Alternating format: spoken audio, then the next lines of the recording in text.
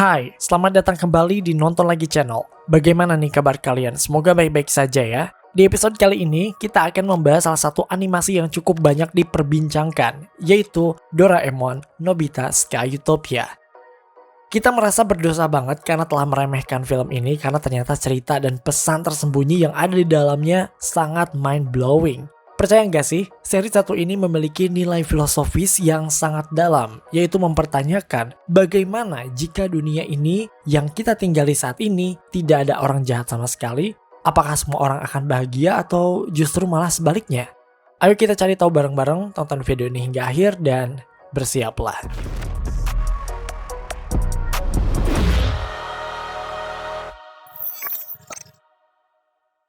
Guys, kita nggak nyangka banget kalau perkembangan cerita dari serial Doraemon udah se-epic ini. Maksudnya mereka bisa menyelipkan twist mind-blowing ala-ala film Christopher Nolan gitu.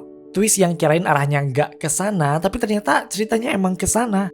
Doraemon Nobita Sky Utopia ini dirilis pada tahun 2023 pada bulan Juli tahun lalu dan mendapat respon yang cukup positif. Dan gue sebagai penonton Doraemon sejak kecil sebenarnya udah beberapa film gitu yang di skip alias gak ditonton. Tapi yang satu ini gue tonton karena emang premisnya menarik. Selain itu, film ini juga menyelipkan sebuah pesan tersembunyi yang ternyata bisa kita temukan penjelasannya di sumber informasi lain, termasuk kitab suci Al-Quran loh. Coba deh kalian tonton film ini yang sekarang udah tayang di Netflix ya, film ini tuh vibe-nya beda banget.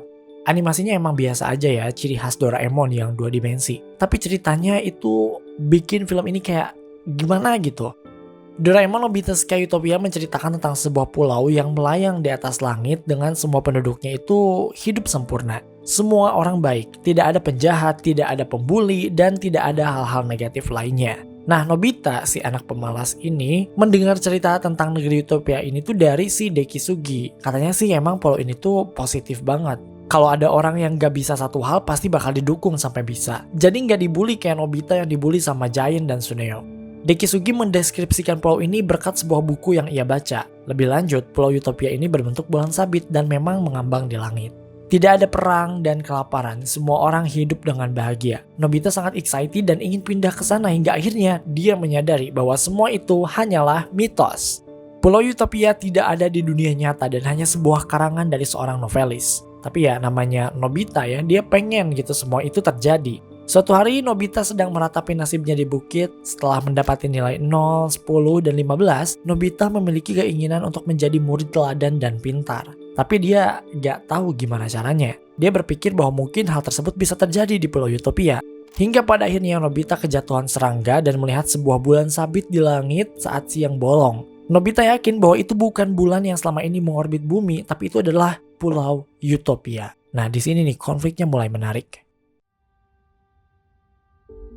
Dengan keyakinannya itu, Nobita langsung menemui Doraemon bahwa dirinya telah menemukan Pulau Utopia. Setelah berdebat cukup alot, Doraemon akhirnya menyanggupi keinginan Nobita dengan menyewa sebuah kapal udara dari masa depan. Kapal udara tersebut telah dilengkapi dengan alat persenjataan dan juga bonus pakaian yang bisa langsung berubah jadi pesawat. Well, ini nantinya akan berguna. Nobita senang banget pas permintaannya dikabulkan oleh Doraemon karena ia juga yakin bahwa yang ia lihat benar-benar Pulau Utopia. Nobita akhirnya mengajak Shizuka yang tidak sengaja didengar oleh Giant dan Suneo. Padahal awalnya dia pengen ngajak Shizuka doang, tapi akhirnya para pembuli itu juga ikut, dan Nobita tidak bisa menolak. Akhirnya mereka berpetualang mencari Pulau Utopia yang dilihat oleh Nobita. Pencarian mereka dilakukan dengan mengumpulkan sejumlah artikel dari berbagai waktu dan tempat yang memberitakan tentang adanya penampakan bulan saat siang bolong di atas langit yang dipercaya sebagai penampakan dari Pulau Utopia. Tak disangka, mereka menemukan banyak artikel atau berita tersebut. Mereka lantas mengunjungi sumber beritanya. Karena kapal udara yang disewa oleh Doraemon ini dari masa depan, maka cara kerjanya itu mirip seperti mesin waktu dan pintu kemana saja. Mereka bisa langsung datang ke waktu dan tempat saat berita itu diterbitkan. Mereka datang ke Afrika di masa lalu, datang ke tempat satu dan yang lainnya, mengunjungi semua tempat di mana artikel itu memberitakan adanya penampakan dari Pulau Utopia.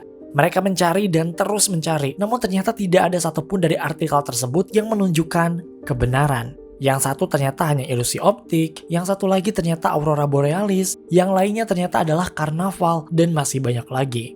Artikel-artikel yang memberitakan tentang adanya Pulau Utopia ternyata hanya sebuah rumor dan asumsi. Dan setelah Doraemon, Nobita, dan kawan-kawannya memastikan ternyata itu bukan pulaunya, melainkan hal lain ya tadi seperti ilusi optik dan yang lainnya.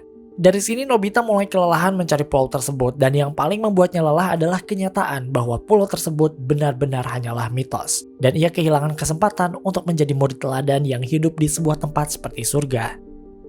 Saat mereka berkunjung ke Eropa tahun 1932, sebuah keajaiban terjadi karena Nobita dan Doraemon melihat dengan mata kepala mereka sendiri ada sebuah bulan yang muncul dengan cara yang tidak biasa. Bulan tersebut dekat dengan kapal udara mereka dan nampak sangat bercahaya. Mereka lantas membangunkan Shizuka dan yang lainnya karena yakin bahwa bulan yang ada di depan mata mereka adalah Pulau Utopia.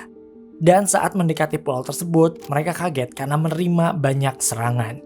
Bro pikir akan dianggap sebagai tamu, tapi ternyata malah dianggap sebagai sebuah ancaman. Hingga pada akhirnya mereka pingsan dan keesokan paginya mereka terbangun dalam sebuah ruangan yang sangat masa depan, alias modern. Mereka tahu bahwa mereka sedang tidak dalam kapal udara yang Doraemon sewa. Baru setelah itu, seorang robot kucing yang katanya lebih sempurna dari Doraemon datang. Robot itu bernama Sonya. Robot kucing itu emang lebih manly ya daripada Doraemon dan nampak pintar juga. Makanya Nobita, Giant, dan tentu saja Suneo mengejek Doraemon. Tapi yang paling penting dari scene ini adalah penjelasan Sonya yang memberitahu mereka bahwa tempat itu adalah Paradepia yang selama ini Nobita yakini sebagai Utopia. Jadi emang itu tuh Pulau Utopia guys, cuma namanya beda, namanya itu adalah Paradepia. Sonya menjelaskan segala hal yang ada di sana, sama persis seperti yang diyakini oleh Nobita. Tempat tersebut adalah surga bagi manusia karena tidak ada persaingan di sana. Semuanya positif dan saling mendukung. Orang jahat bisa berubah menjadi orang baik. Singkat cerita, Nobita dan kawan-kawannya menghabiskan beberapa hari di sana. Setiap pagi hingga sore, mereka disinari oleh cahaya matahari buatan khas Paradepia. Tempat tersebut dipimpin oleh 3 orang yang disebut sebagai 3 orang bijak. Para pemimpin itu begitu baik dan dipercaya sebagai pencipta dari Paradepia. Mereka sangat menyambut kehadiran Nobita dan kawan-kawannya itu. Singkat cerita, berhari-hari telah berlalu. Ternyata, memang terjadi perubahan. Suneo jadi tidak nakal lagi. Giant juga selalu menyemangati Nobita. Bahkan Shizuka menjadi orang yang tidak keras kepala. Mereka bertiga berubah menjadi orang yang lebih baik.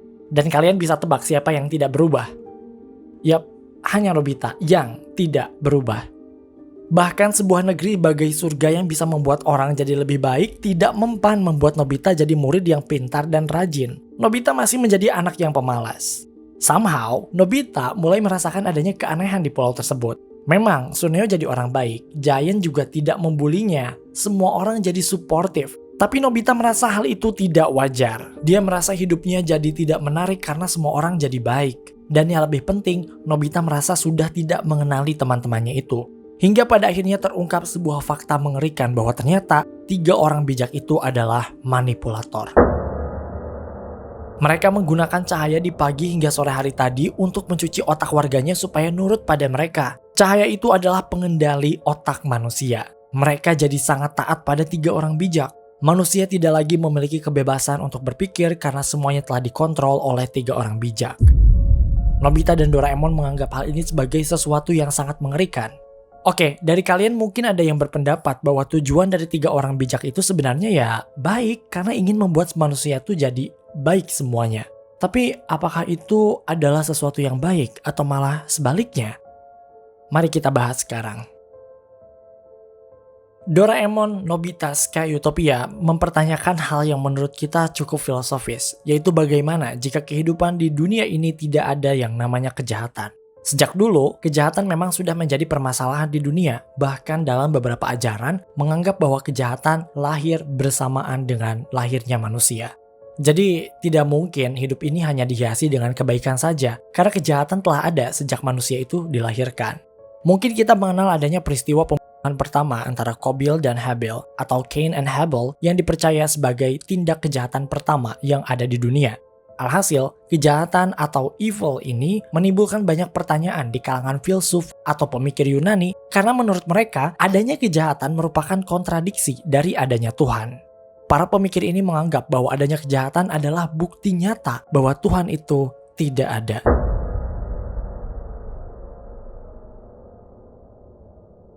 Sebelum kita membahas lebih jauh, kita mau disclaimer dulu bahwa pembahasan ini tidak bermaksud untuk menyinggung agama atau keyakinan apapun. Kita juga melakukan riset ini secara online, jadi kalau kalian merasa ada yang salah atau kurang gitu ya, dan kita merasa lupa, boleh kalian tambahin atau koreksi di kolom komentar. Lanjut. Dalam film ini, Nobita merasa tidak nyaman di Paradepia karena manusia di sana dipaksa untuk menjadi baik. Satu sisi dalam hatinya, Nobita merasa ini adalah dunia yang janggal karena di dalam hatinya berkata bahwa dunia tidak seharusnya berjalan seperti itu. Dia tidak menyukai saat Suneo dan Giant malah menjadi sangat baik hati, tidak ada gairah atau semangat untuk berkompetisi. Menurut Nobita, dunia Paradepia atau Utopia ini sangatlah mengerikan karena dunia tersebut lahir tanpa adanya kejahatan. Bagaimanapun, secara logika, lahirnya kejahatan justru membentuk adanya kebaikan. Analoginya, kita tidak akan merasakan dingin jika tidak ada panas. Kita tidak akan merasakan sehat jika tidak ada yang namanya sakit. Begitupun kita tidak akan merasa adanya kebaikan jika tidak ada yang namanya kejahatan. Persoalan mengenai kejahatan atau dikenal dengan istilah The Evil Problem ini sudah menjadi bahan kajian para filsuf Yunani. Salah satu yang paling terkenal adalah pemikiran dari Epikuros yang hidup pada sekitar abad ketiga sebelum Masehi. Filsuf ini mempertanyakan keberadaan Tuhan yang kontradiktif dengan keberadaan kejahatan. Logika sederhananya mengatakan bahwa seharusnya kalau Tuhan itu memang ada, maka kejahatan seharusnya tidak ada. Ini berdasarkan argumen logis yang mengatakan bahwa Tuhan itu kan maha tahu, maha baik, dan maha kuasa. Dengan segala sifatnya itu, seharusnya Tuhan bisa mencegah atau bahkan memusnahkan kejahatan yang ada di dunia ini. Dengan sifatnya yang maha tahu, Tuhan seharusnya bisa mencegah suatu kejahatan sehingga kejahatan itu tidak terjadi. Dengan sifatnya yang maha baik dan maha kuasa, Tuhan seharusnya berkehendak untuk memusnahkan kejahatan yang ada di dunia ini. Namun dalam kenyataannya, Epikuros tetap melihat adanya kejahatan di dunia ini yang akhirnya dia berkesimpulan bahwa Tuhan itu tidak ada. Ngerti nggak? Itu logika sederhananya. Argumen dan logika kontradiktif ini terus dikaji dan bahkan menjadi bahan perbincangan di kalangan teisme dan ateisme. Pada saat itu bahkan muncul argumen yang mengatakan bahwa Tuhan ya mungkin tidak maha tahu atau tidak maha kuasa, bahkan tidak maha baik. Mereka tentu familiar dengan cerita bahwa ada satu peradaban yang dimusnahkan oleh Tuhan karena di sana terdapat banyak kejahatan yang melanda. Nah, itu adalah bukti bahwa Tuhan itu tidak maha baik menurut mereka. Kemudian pada tahun 1710, nyaris 1700 tahun setelah pemikiran Epikuros muncul, filsuf asal Jerman yaitu Gottfried Leibniz menemukan solusi dari kontradiksi tersebut. Leibniz mengemukakan sebuah teori yang disebut dengan teodisi. Pada dasarnya, teodisi adalah pandangan filosofis yang menganggap bahwa adanya kejahatan bukan berarti tidak ada Tuhan. Pandangan ini menegaskan bahwa Tuhan itu memang maha baik, maha tahu, serta maha kuasa, dan salah satu bentuknya yang paling nyata adalah menciptakan manusia yang diberi kebebasan. Dan kebebasan di sini bukan hanya melakukan hal baik, tapi juga pilihan untuk melakukan kejahatan. Teodisi ini mengatakan bahwa Tuhan tidak menciptakan kejahatan, tapi kejahatan memang tidak dapat dihindari selagi manusia itu diberi kebebasan. Dan dunia tanpa kebebasan adalah dunia yang jauh lebih buruk dari adanya kejahatan sekalipun. Pemikiran Leibniz ini surprisingly ada dalam pikiran Nobita dalam film Sky Utopia ini. Tadi kita sempat singgung di awal bahwa ternyata Nobita merasa ada yang salah dengan Sky Utopia ini karena ternyata para penduduk di sana udah dikontrol oleh pemimpin mereka, yaitu 3 orang bijak tadi. Mereka tidak memiliki kebebasan untuk bertindak, kebebasan mereka tuh telah dirampas sepenuhnya. Dan jika hal itu terjadi, mereka tidak bisa lagi disebut sebagai manusia karena sejatinya manusia memiliki kebebasan untuk berpikir dan bertindak. Sama seperti pemikiran Leibniz tadi, Nobita juga meyakini bahwa dunia tanpa kebebasan adalah dunia yang sangat mengerikan. Kebebasan yang melekat pada manusia ini dalam teodisi disebut dengan the free will defense atau pembelaan kehendak bebas. Dalam film ini sendiri, Nobita dan Doraemon akhirnya mencoba untuk menyadarkan semua orang bahwa mereka selama di Paradepia sebenarnya telah dikendalikan. Paradepia adalah surga yang fana. Twistnya adalah bahwa ternyata 3 orang bijak dalam film ini hanyalah sebuah robot yang juga dikendalikan oleh seseorang, yaitu Dr. Ray, buronan masa depan yang menciptakan cahaya yang bisa mengendalikan manusia. Tujuannya tentu saja, dia ingin memusnahkan kejahatan yang ada di dunia ini dengan cara menghilangkan kebebasan berpikir manusia. Ia ingin mengendalikan mereka semua supaya tidak melakukan kejahatan. Dari sudut pandang Islam sendiri, kejahatan itu seperti saudara kembar dari kebaikan. Ini berangkat dari doktrin bahwa segala hal yang diciptakan oleh Allah Subhanahu wa taala adalah sempurna, bahkan iblis dan kejahatan sekalipun. Analogi sederhananya dapat kita lihat dari api. Api yang kita kenal tercipta sebagai suatu zat yang panas. Dia bermanfaat untuk keberlangsungan hidup manusia, mulai dari memasak dan lainnya. Tapi api bisa juga menjadi sesuatu yang sangat berbahaya jika api tersebut melahap satu pemukiman alias terjadi kebakaran. Sama-sama disebabkan karena api, tapi yang satu membawa kebermanfaatan dan yang satu lagi membawa keburukan. Dalam sebuah riwayat, Nabi Sulaiman pernah meminta izin kepada Allah untuk mengurung iblis. Keesokan harinya, Nabi Sulaiman menemukan sebuah fenomena yang mengerikan, di mana semua orang meratap, sedih, takut, dan mereka sangat memperhatikan masalah akhirat. Mereka menyiapkan dengan baik urusan akhirat, namun melupakan urusan duniawi. Nabi Sulaiman yang walaupun kaya raya, sealam raya, tidak pernah memakai uang kerajaan untuk kepentingan pribadinya, sehingga beliau sering menjual tas di pasar. Tapi saat iblis dikurung, tidak ada seorang pun di sana karena orang-orang sibuk untuk mengurus masalah akhirat. Alhasil, Nabi Sulaiman hanya bisa minum air hari itu. Keesokan harinya masih sama, pasar masih kosong. Hingga akhirnya Allah memberitahu Nabi Sulaiman bahwa itu adalah akibat dari dikurungnya iblis. Manusia tidak ada gairah untuk bekerja dan mencari nafkah. Mereka tidak memperdulikan mencari makan atau minum, padahal itu adalah kebutuhan dasar manusia. Nabi Sulaiman lantas melepaskan iblis kembali. Dari riwayat ini, sebenarnya manusia diberi doktrin bahwa sesungguhnya Tuhan itu benar-benar maha mengetahui apa yang tidak diketahui oleh manusia. Seperti diciptakannya kejahatan ini, pasti ada sisi baik dari kemunculan kejahatan itu. Kita hanya diberi sedikit pengetahuan dan menjadi tugas kita untuk mencari tahu. Film ini pun ditutup dengan Nobita yang mensyukuri terlahir di dunia ini yang terasa lebih menakjubkan. Terima kasih karena telah menonton video ini hingga akhir. Luangkan waktu untuk like, share, dan komen jika kalian suka video ini. Tekan tombol subscribe dan aktifkan notifikasi loncengnya supaya kalian tidak pernah ketinggalan video-video terbaru dari kami dan sebagai bentuk dukungan kalian terhadap berkembangnya channel ini. Mari terhubung lebih dekat dengan cara follow kami di Instagram dan TikTok di @nontolagi.channel untuk mendapatkan info dan rekomendasi film terbaik. Dan jangan lupa Creepy Crime Case kini hadir di Spotify. Sampai jumpa di episode Nonton Lagi channel berikutnya.